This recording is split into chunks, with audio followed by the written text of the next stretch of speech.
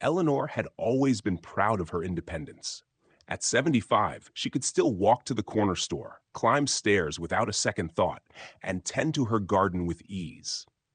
But recently, she had started noticing small changes. Her steps felt less steady, her calves a little weaker, and her knees a little sore. One morning, she tripped slightly on the porch, catching herself just in time. It was a wake-up call. I can't let this go, she thought. If I lose my leg strength, I lose my freedom. She wasn't alone. Her friends at the senior center talked about similar experiences: stiff legs, aching joints, the subtle weakening that comes with age. A physical therapist once warned her, legs tend to lose strength first as we age. The moment you feel a little instability, it's time to act. Weak legs lead to falls, loss of independence, and even a cascade of other health issues. That phrase, legs fade first, stayed with Eleanor.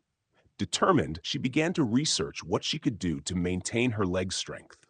The first step was regular exercise, focusing specifically on the legs. She started with simple movements: seated leg raises, mini squats, and heel raises. At first, her muscles protested. She had to rest after just a few repetitions, and soreness greeted her the next morning. But she persisted. Each day, she felt a little stronger, a little more stable. She learned that consistency was key. The small, daily efforts mattered more than occasional intense workouts. Walking became her next focus. Not just strolling, but purposeful walking. Eleanor began to incorporate uphill paths, longer distances, and a brisk pace.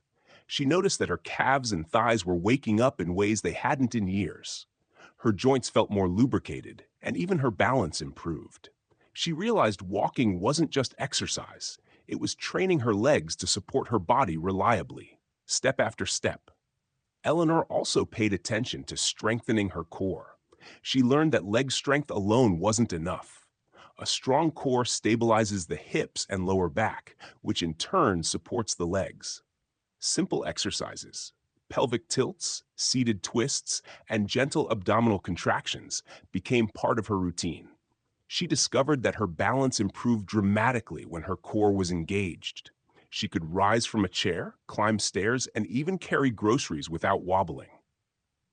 Nutrition became another pillar. Eleanor began including protein-rich foods to support muscle maintenance: eggs, lean meats, legumes, and yogurt. Calcium and vitamin D were also essential, so she added leafy greens and fortified milk to her diet. She knew that strong muscles and strong bones went hand in hand. Weak legs weren't just a result of inactivity, they could also be a reflection of what she wasn't fueling her body with. Flexibility, Eleanor found, was often overlooked. She added stretching routines for her hamstrings, calves, and quadriceps. Simple stretches in the morning and evening kept her muscles pliable and joints mobile.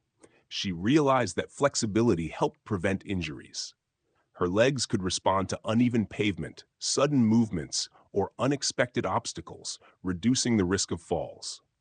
Balance exercises became a daily habit.